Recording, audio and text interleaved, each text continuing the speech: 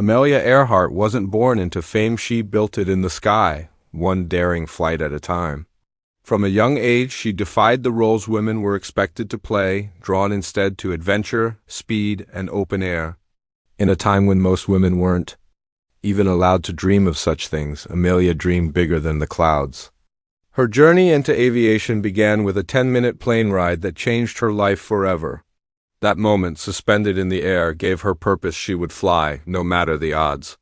And she did. She became the first woman to fly solo across the Atlantic Ocean, a feat that not only shattered records but broke through societal barriers. The world stood still to witness her courage. Headlines celebrated her not just as a pilot, but as a symbol of unstoppable determination. Amelia wasn't content with glory, she sought purpose. She used her fame to advocate for women's rights, inspiring thousands to pursue careers previously closed to them. Her words were powerful, but her actions soared even higher. She flew across continents, navigated through storms, and stared death in the face with fearless resolve. People around the world weren't just following a pilot, they were following a movement.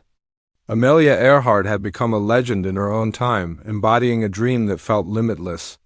Each journey she undertook wasn't just for her, it was for every person who had ever been told you can't. She proved again and again that you could. But just as the world began to believe she was truly unstoppable, she would take on one final journey, one so bold, so massive, that it would etch her name into the fabric of mystery forever. And that journey would take her not only across the world, but into the unknown.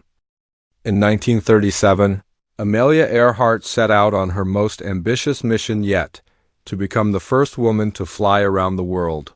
With navigator Fred Noonan by her side and a custom Lockheed Electra as her aircraft, she had already covered 22,000 miles by the time they reached New Guinea. Only 7,000 miles remained. Their next destination, Howland Island, was a tiny strip of land in the vast Pacific Ocean. On July 2nd, Earhart radioed multiple distress calls. Her voice was calm but growing faint, then silence. She never arrived. What followed was one of the most intense and expensive search efforts in U.S. history, but no trace of Amelia Noonan or the plane was ever found. For decades, theories flooded in. Did they crash and sink? Did they land on a deserted island? Were they captured, or did they live in hiding? Bones discovered on Nicomaroro Island, radio signals, and scattered reports only deepened the mystery. Despite the technology of today, her disappearance remains one of aviation's most haunting puzzles. How could the world's most famous pilot simply vanish without a trace? Her final flight became more than a tragedy, it became a legend. And with every passing year, the mystery only grows stronger.